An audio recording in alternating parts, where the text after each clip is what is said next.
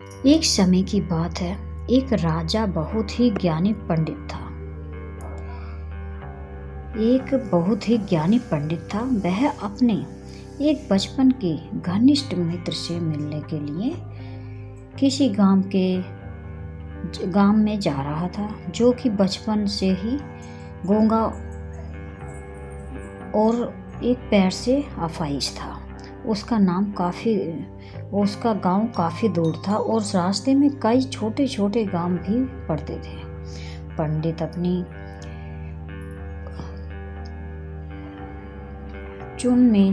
धुन में चला जा रहा था कि रास्ते में उसे एक आदमी मिल गया, जो देखने से बड़ा ही एक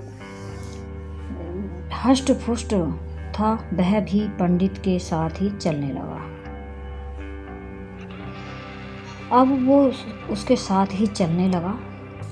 पंडित ने सोचा कि चलो अच्छा ही है, एक साथ चलने से रास्ता जल्द ही कट जाएगा। पंडित ने उस आदमी से उसका नाम पूछा तो उस आदमी ने अपना नाम महाकाल बताया। पंडित को ये नाम बहुत अजीब लगा, लेकिन उसने नाम के विषय में और कुछ पूछना उचित नहीं समझा। दोनों धीरे धीरे चल रहे। तभी रास्ते में एक गांव आया। महाकाल ने पंडित से कहा, तुम आगे चलो, मुझे इस गांव में एक संदेशा देना है। हेलो गाइज, कैसे हैं आप? सक्सेस मोटिवेशनल गीता 555 में आपका स्वागत है। कैसे होंगे? अच्छे हैं, स्वस्थ हो? अच्छी भगवान से मेरी यही प्रार्थना है कि आप अच्छे रहें, स्वस्थ रहें और खुश रहें। चलिए बढ़ते हैं वीडियो में। आज बात करते हैं हम कि भाग्य का लिखा कभी कोई मिटा नहीं सकता। और ये एक कहानी से मैं आपको समझाने की कोशिश कर रही हूँ। अगर वीडियो पसंद आए तो कमेंट बॉक्स में एक बार कमेंट ज़रूर बताना और लाइक करना ना भूलें और चैनल को सब्सक्राइब करना तो बिल्कुल ना भूलें, जिससे कि आपको ऐसी ज्ञानवर्धक वीडियो आगे भी देखने मिलते रहेंगे। चलिए करते हैं वीडियो शुरू। ठीक है, कहकर पंडित अपनी धुन में चलता रहा। तभी एक भैंसे ने एक आदमी को मार दिया और जैसे ही भैंसे ने आदमी को मारा, लगभग तुरंत ही महाकाल वापस पंडित के पास पहुंच गया। अब चलते चलते दोनों एक दूसरे के गांव में बाहर पहुंचे, जहां एक छोटा सा मंदिर था। ठहरने की व्यवस्था ठीक लग रही थी, और क्योंकि पंडित के मित्र का गांव अभी काफ़ी दूर था, साथ ही रात्रि होने वाली भी थी। सो पंडित ने कहा, रात्रि होने वाली है भैया और पूरा दिन चले हैं, थक गए हैं, थकान बहुत बुरी हो रही है, इसलिए आज की रात हम इसी मंदिर में रुक जाते हैं। भूख भी लगी है, सो भोजन भी कर लेंगे और थोड़ा सा विश्राम भी करके सुबह फिर से प्रस्थान करेंगे। महाकाल ने जवाब दिया, ठीक है, लेकिन मुझे इस गांव में किसी को कुछ सामान देना है, मैं देकर आता हूँ, तब तक तुम भोजन कर लो, मैं बाद में खा लूँगा। और इतना कहकर वह चला गया। लेकिन उसके जाते ही कुछ देर बाद उस गांव से धुआं उठना शुरू हुआ और धीरे धीरे पूरे गांव में आग लग गई। पंडित को आश्चर्य हुआ। उसने मन ही मन सोचा कि जहाँ भी ये महाकाल जाता है वहाँ किसी न किसी तरह की हानि क्यों हो जाती है, जरूर कुछ गड़बड़ है। अब लेकिन उसने महाकाल से रात्रि में इस बात का कोई जिक्र नहीं किया। सुबह दोनों ने फिर से अपनी चलना शुरू किया। कुछ देर बाद एक गांव आया और महाकाल ने फिर से पंडित से कहा, पंडित जी आप आगे चलिए, मुझे इस गांव में कुछ काम है, सो मैं आपसे आगे मिलता हूँ। इतना कहकर महाकाल जाने लगा। लेकिन इस बार पंडित आगे नहीं बढ़ा, बल्कि खड़े होकर महाकाल को देखता रहा कि वह कहाँ जाता है और क्या करता है। तभी लोगों की आवाज़ें सुनाई देने लगी कि एक आदमी को सांप ने डस लिया, उस व्यक्ति की मौत हो गई। ठीक उसी समय महाकाल फिर से पंडित के पास पहुंच गया, लेकिन इस बार पंडित को सहन न हुआ। उसने महाकाल से पूछ लिया कि तुम जिस गांव में भी जाते हो वहाँ कोई न कोई नुकसान हो जाता है, क्या तुम मुझे बता सकते हो कि आखिर ऐसा क्यों होता है? महाकाल ने जवाब दिया, मैं यमदूत हूँ और यमदूत की आज्ञा से उन लोगों के प्राण हर कर लेता हूँ और जिनकी आयु पूर्ण हो जाती है। हालांकि पंडित को पहले से ही इसी बात की शंका थी, फिर भी महाकाल ने मुँह से ये बात सुनकर पंडित थोड़ा घबरा गया, लेकिन फिर हिम्मत करके पूछा कि अगर ऐसी बात है तो तुम सचमुच ही यमदूत हो। तुम बताओ अगली मुख्य मृत्यु किसकी है? यमदूत ने जवाब दिया कि अगली मृत्यु तुम्हारे उसी मित्र की है जिसे तुम मिलने जा रहे हो, और उसकी मृत्यु का कारण भी तुम ही होगे। ये बात सुनकर पंडित ठिठक गया और बड़े परेशान होकर कहने लगा, यदि वास्तव में वह महाकाल एक यमदूत हुआ तो उसी बात सही होगी। उसके कारण मेरे बचपन के सबसे घनिष्ठ मित्र की मृत्यु हो जाएगी। इसलिए बेहतर यही है कि मैं अपने मित्र से मिलने ही न जाऊं। कम से कम मैं तो उसकी मृत्यु का कारण नहीं बनूंगा। तभी महाकाल ने कहा कि तुम जो सोच रहे हो वो मुझे भी पता है, लेकिन तुम्हारे अपने मित्र से मिलने न जाने के विचार से नियति नहीं बदल सकती। तुम्हारे मित्र की मृत्यु निश्चित है। वह अगले कुछ ही क्षणों में घटित होने वाली है। महाकाल के मुख से ये बात सुनते ही पंडित को झटका लगा, क्योंकि महाकाल ने उसके मन की बात जान ली थी, जो कि उसकी सामान्य व्यक्ति के लिए जो संभव नहीं थी। फलस्वरूप पंडित को विश्वास हो गया कि महाकाल सचमुच यमदूत ही है। इसलिए वह अपने मित्र की मृत्यु का कारण न बने, इस हेतु वह परंतु पीछे ही मुड़ा और फिर से अपने गांव की तरफ लौटने लगा।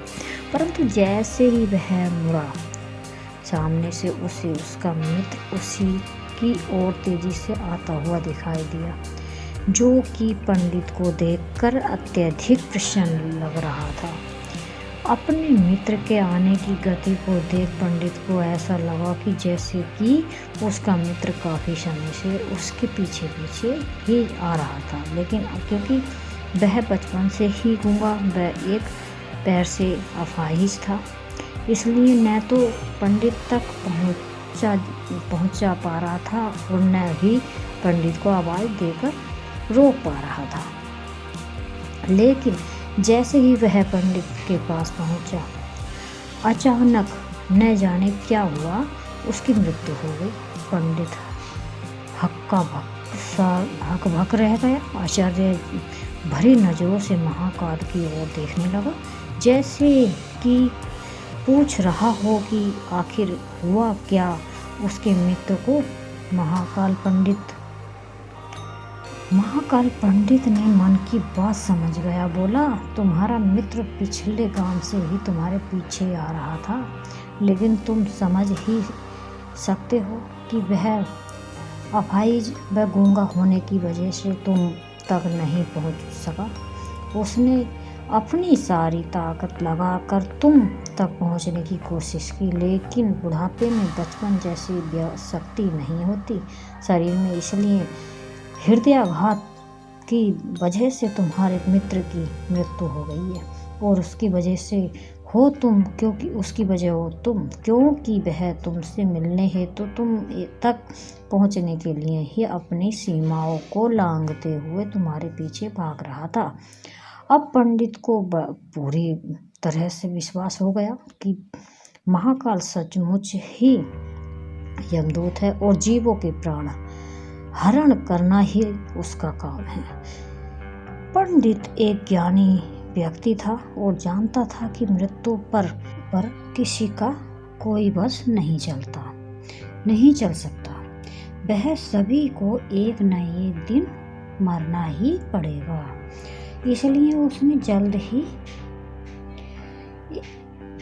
जल्दी ही अपने आप को संभाल लिया। लेकिन सहसा ही उसके मन में अपनी स्वयं की मृत्यु के बारे में जानने की उत्सुकता हुई। इसलिए उसने महाकाल से पूछा, अगर मृत्यु मेरे मित्र ही होनी थी तो तुम शुरू से ही मेरे साथ क्यों चल रहे थे? महाकाल ने जवाब दिया, मैं तो सभी के साथ चलता हूँ और क्षण भर चलता रहता हूँ। केवल लोग मुझे पहचान नहीं पाते हैं, क्योंकि लोगों के पास अपनी समस्याओं के अलावा और किसी व्यक्ति, वस्तु या घटना के संदर्भ में सोचने का, उसे देखने समझने का समय ही नहीं है। पंडित ने आगे पूछा, तो क्या तुम बता सकते हो कि मेरी मृत्यु कब और कैसे होगी? महाकाल ने कहा, हालांकि किसी भी सामान्य जीव के लिए ये जानना उपयुक्त तो नहीं है, क्योंकि कोई भी जीव अपनी मृत्यु के संदर्भ में जानकर व्यथित होता है।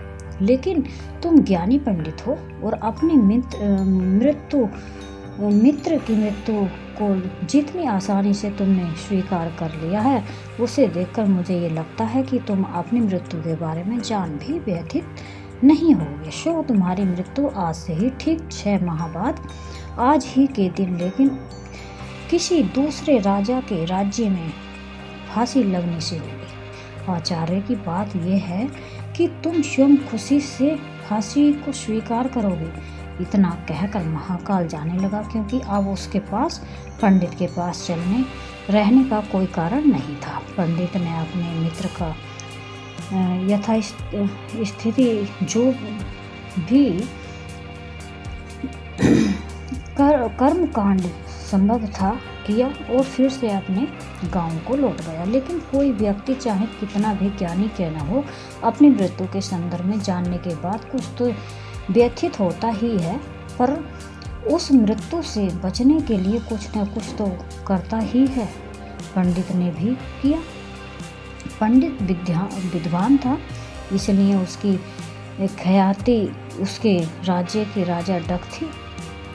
उसने सोचा कि राजा के पास तो कई ज्ञानी मंत्री होते हैं और वे उनकी इस मृत्यु के संबंधित समस्या का कोई न कोई समाधान तो निकाल ही लेंगे। इसलिए वह पंडित राजा के दरबार में पहुंचा और राजा को सारी बात बताई।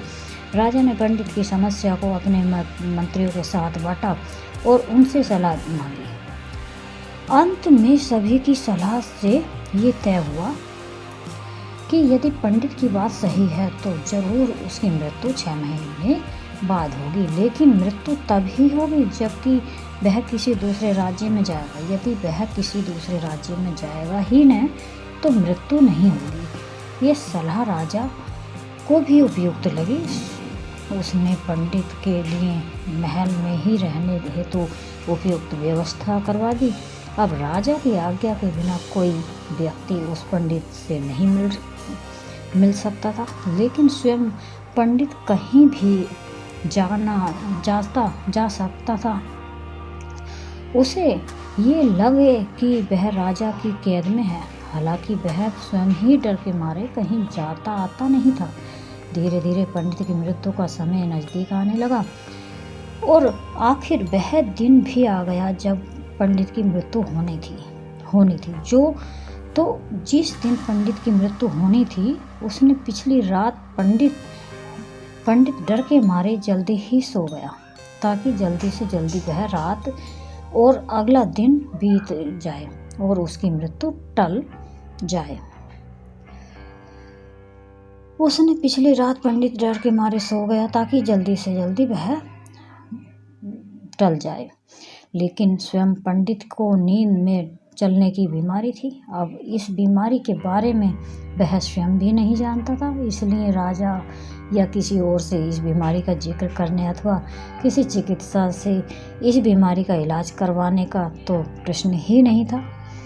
पंडित अपनी मृत्यु को लेकर बहुत चिंतित था और नींद में चलने की बीमारी का दौरा अक्सर तभी पड़ता था जब ठीक से नींद नहीं आ रही होती है।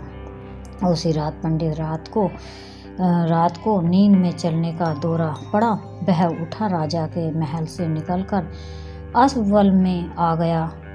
वह राजा का खास मेहमान था, इसलिए किसी भी पहरेदार ने उसे न तो रोका और न ही टोका।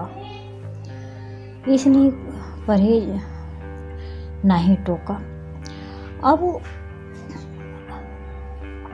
नींद में बेहोशी में ही राज्य की सीमा से बाहर दूसरे राज्य की सीमा में चला गया।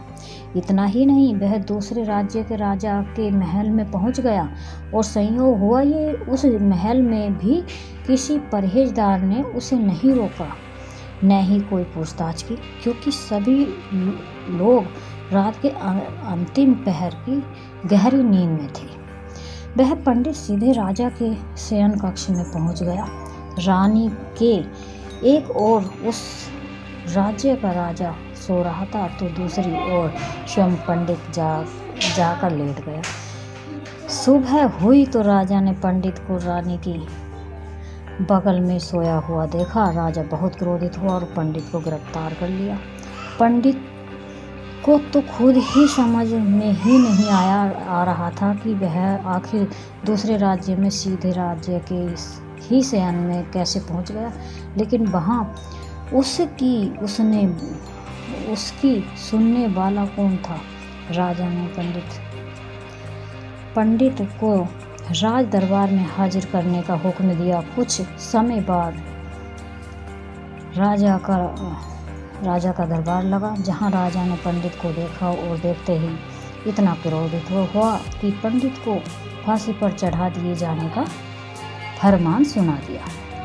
फांसी की सजा सुनकर पंडित कांप गया। फिर भी हिम्मत कर उसने राजा से कहा कि महाराज, मैं नहीं जानता हूँ कि मैं इस राज्य में कैसे पहुँचा। मैं ये भी नहीं जानता कि मैं आपके शयन कक्ष में कैसे गया और आपके राज्य के किसी भी पहरेदार ने मुझे रोका क्यों नहीं। लेकिन मैं इतना जानता हूँ कि आज मेरी मृत्यु होनी थी और होने जा रही है। कहना क्या चाहते हो तुम? राजा के सवाल के जवाब में पंडित ने पीछे 6 महीने की पूरी कहानी बता दी और कहा कि महाराज, मेरा क्या किसी भी सामान्य व्यक्ति का इतना साहस कैसे हो सकता है कि वह राजा की उपस्थिति में राजा के ही कक्ष में रानी के बगल में सो जाए। ये तो सरासर आत्महत्या ही होगी और मैं दूसरे राज्य में इस राज्य में आत्महत्या करने क्यों आऊँगा? राजा को पंडित की बात थोड़ी उपयुक्त लगी, लेकिन राजा ने सोचा कि शयन वह पंडित मृत्यु बचने के लिए ही महाकाल और अपनी पंडित मृत्यु से बचने के लिए महाकाल और अपनी मृत्यु की भविष्यवाणी का बहाना बना रहा है।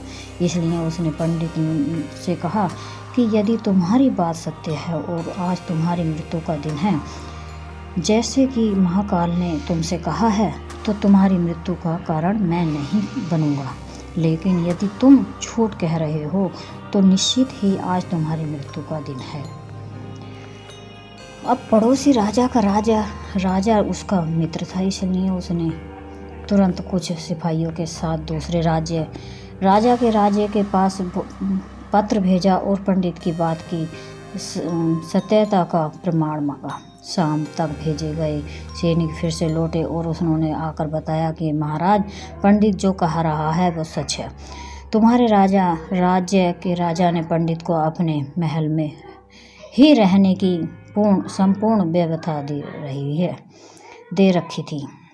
पिछले 6 महीने से ये पंडित राजा का मेहमान था। कल रात राजा स्वयं इससे अंतिम बार इसके शयन कक्ष में मिले थे और उसके बाद ये इस राज्य में कैसे पहुंच गया, इसकी जानकारी किसी को भी नहीं है। इसलिए उस राज्य के राजा ने अनुसार पंडित को फांसी की सजा दिया उचित नहीं समझा। लेकिन अब राजा के लिए एक नई समस्या आ गई। उसने बिना पूरी बात जाने ही को फांसी की सजा सुना दी थी। इसलिए अब यदि पंडित को फांसी न दी जाए तो राजा के कथन का अपमान होगा, और यदि राजा द्वारा दी गई सजा का मान रखा जाएगा तो पंडित की बेवजह मृत्यु हो जाएगी।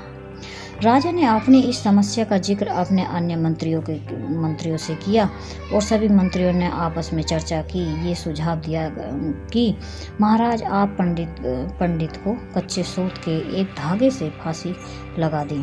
इससे आपके वचन का मान भी रहेगा और सूत के धागे से लगी फांसी से पंडित की मृत्यु भी नहीं होगी, जिससे उसके प्राण भी बच जाएंगे। राजा को ये विचार उपयुक्त लगा और उसने ऐसा ही आदेश सुनाया। पंडित के लिए सूत के धागे का फांसी का फंदा बनाया गया और नियम अनुसार पंडित को फांसी पर चढ़ाया जाने लगा। सभी खुश थे कि न तो पंडित मरेगा न राजा का वचन झूठा पड़ेगा। अब पंडित को भी विश्वास था कि सूत के धागे में से तो उसकी मृत्यु नहीं होगी, इसलिए वह भी खुशी फांसी चढ़ने को तैयार था, जैसे कि महाकाल ने उसे कहा था। लेकिन जैसे ही पंडित को फांसी दी गई, सूत का धागा तो टूट गया, लेकिन टूटने से पहले उसने अपना काम कर दिया। पंडित के गले की नस कट चुकी थी। उस सूत के धागे से पंडित जमीन पर पड़ा तड़प रहा था। हर धड़कन के साथ उसके गले में खून की फुहार निकल रही थी, और देखते ही देखते कुछ ही क्षणों में पंडित का शरीर पूरी तरह से शांत हो गया। सभी लोग आश्चर्यचकित हक्के बक्के से पंडित को मरते हुए देखते रहे। किसी को विश्वास ही नहीं हो रहा था कि एक कमजोर से सूत के धागे से भी किसी की मृत्यु हो सकती है, और लेकिन घटना घट चुकी थी। नियति ने अपना काम कर दिया था। जो होना होता है वह होकर ही रहता है। हम चाहे कितनी भी सावधानियां बरत लें या चाहे जितने भी उपाय कर लें, लेकिन हर घटना उसका घटना सारा ताना बाना पहले से ही निश्चित रहता है, जिसे हम रत्ती भर भी इधर उधर भी नहीं कर सकते। ईश्वर ने हमें भविष्य को जानने की क्षमता नहीं दी गई है। हम अपने जीवन को ज़्यादा बेहतर तरीके से नहीं जान सकते। वीडियो पसंद आए तो कमेंट बॉक्स में एक बार ज़रूर बताना, और चैनल को सब्सक्राइब करना ना भूलें। थैंक यू, धन्यवाद।